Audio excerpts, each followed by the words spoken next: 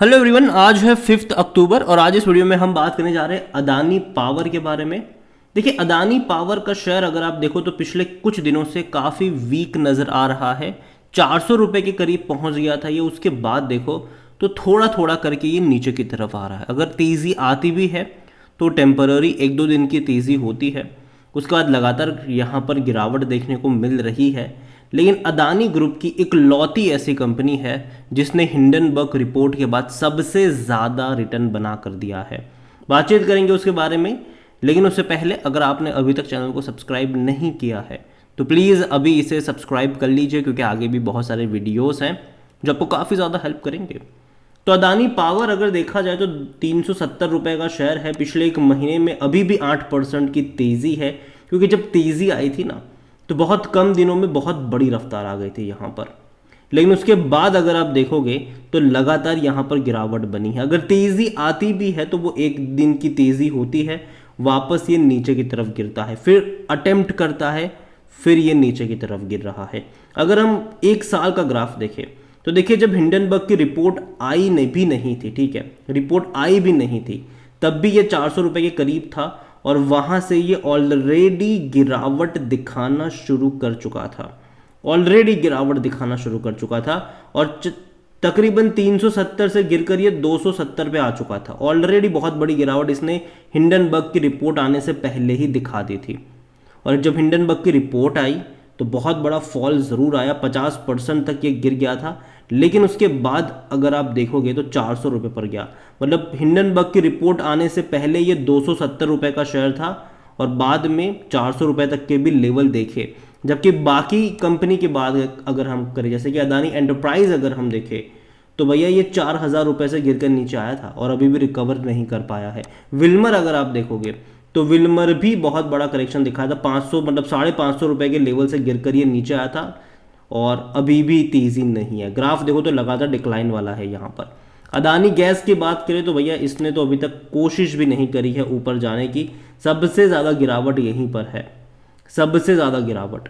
अगर आप ग्रीन का भी चार्ट देखोगे तो हालांकि इसने अटेम्प्ट करा, लेकिन फिर भी बहुत बड़ी डिक्लाइन वाला ग्राफ अभी भी है इसका। अगर हम पोर्ट की बात करें तो अदानी पावर के बाद एक लौती ऐसी कंपनी है जिसने हिंडनबर्ग की रिपोर्ट की जो गिरावट थी उसको ऑब्जॉर्व कर लिया है और उससे भी ऊपर के लेवल पे नज़र आ रहा है। अदानी एनर्जी जो पहले अदानी ट्रांसमिशन हुआ करती थी, इसका भी अगर आप ग्राफ देखोगे तो भैया ये भी कुछ खास अच्छा नहीं है।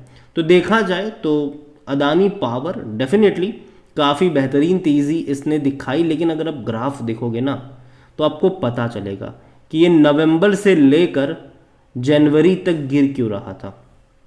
तब तो हिंडनबर्ग की रिपोर्ट कुछ थी नहीं, लेकिन ये गिर रहा था।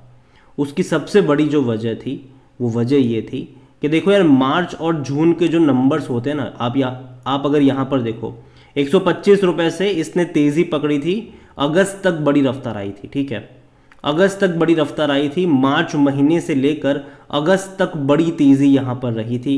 उसकी वजह ये होती है कि जो नंबर्स आते हैं ना मार्च क्वार्टर के, जून क्वार्टर के, वो बहुत ज़्यादा आते हैं, क्योंकि डिमांड जो होती है बिजली की वो बहुत ज़्यादा होती है। गवर्नमेंट भी जो पैसा पे करती है बिजली कंपनियों को वो ज़्यादा पैसा पे करती है, जिसके चलते इनके रेवेन्यू प्रॉफिट बहुत ज़्यादा आते हैं। और इस दौरान खबरें भी ऐसी ही चलती है कि भैया इतनी गर्मी बढ़ गई, इतनी गर्मी बढ़ गई।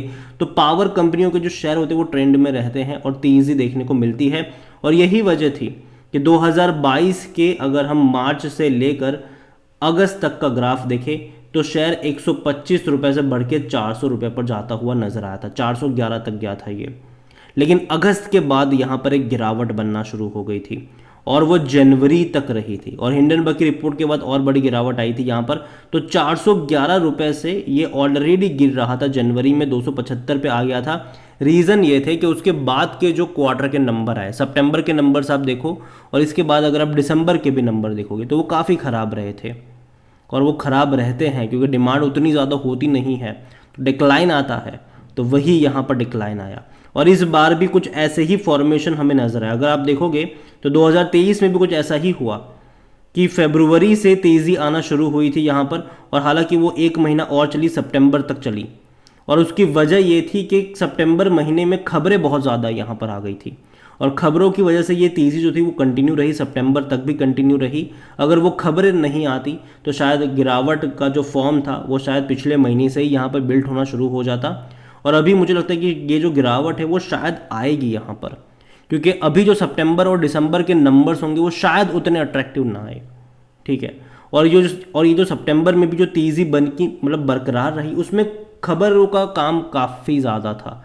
खबरें थी कि प्रमोटर खरीद रहे हैं, जीक्यूजी पार्टनर्स खरीद रहे थे। आप यहाँ पे देखो अदानी पावर में जो प्रमोटर है उन्होंने अपना स्टेक बढ़ाया था, खरीदारी प्रमोटर यहाँ पर ज़्यादा क्वांटिटी में कर रहे थे। और प्रमोटर ने 5 सितंबर से लेकर 25 सितंबर के दौरान ये खरीदारी करी थी यहाँ पर। और अगर आप देखोगे तो कुल परचेज जो था वो 3170 करोड़ रुपयों का परचेज प्रमोटर ने किया था। अदानी पावर में प्रमोटर खरीदारी कर रहे हैं यहाँ पर, जिसके चलते वो तेज़ी बनी। इसके अलावा बड़े फंड हाउस की भी बाइंग नजर आई, जिसमें जीक्यूजी पार्टनर भी शामिल थे, और जिसके चलते अदानी पावर का जो ग्राफ है वो सितंबर में डिक्लाइन नहीं हुआ था बल्कि वो बढ़ रहा था।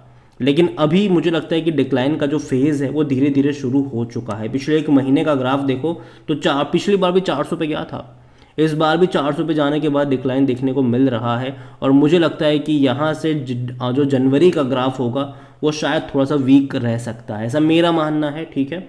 अगर हम अदानी पावर को लेकर देखें तो अदानी पावर में जो इसका मार्केट कैप है वो 1,45,000 करोड़ के आसपास का है। और अदानी ग्रुप की इकलौती ऐसी कंपनी है जिसका पी रेशियो अपने एवरेज इंडस्ट्री से भी कम है, मतलब सस्ते वैल्यूएशन के ऊपर ये ट्रेड कर रहा है। लेकिन अभी भी एक दिक्कत यहाँ पर भी है डेट को लेकर।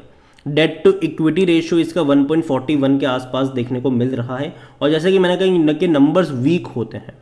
आप देखिए यहाँ पर कि सितंबर और दिसंबर में आप नंबर देखिए रेवेन्यू के, नेट सेल्स के नंबर देखो, जबकि इससे पहले जून में 13,700 करोड़ के इनके नेट सेल्स थे जून 2022 में। मार्च में और भी अच्छे थे, ठीक है।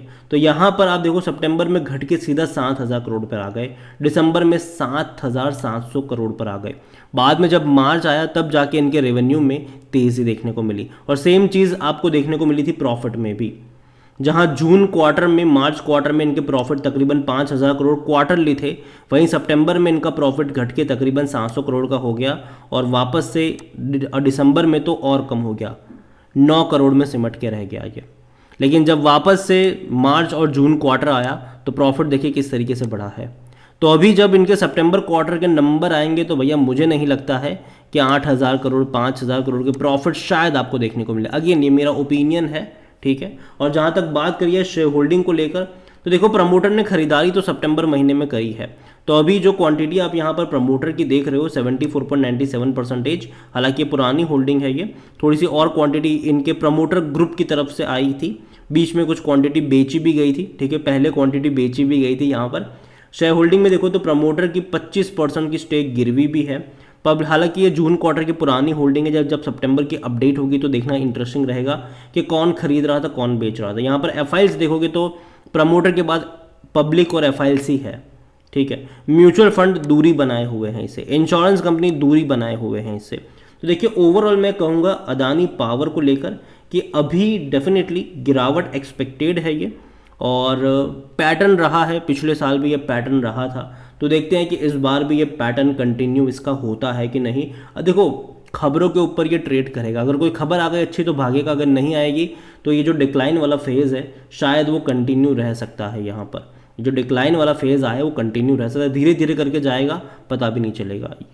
तो अभी के लिए मैं इतना ही कहूँगी, देखो थोड़ी सी दूरी बनाए रखो अदानी पावर में, और हाँ प्रॉफिट टेकिंग के मौके बनेंगे। देखो मैं मानता हूँ कि कंपनी अच्छी है, लॉन्ग टर्म में पोटेंशियल है, दोबारा जब ये जाएगा नीचे की तरफ और वापस अगले साल फरवरी और मार्च में फिर से भागना भी शुरू कर देगा, और जितनी गिरावट दिखाएगा उतनी रिकवरी भी दिखा देगा।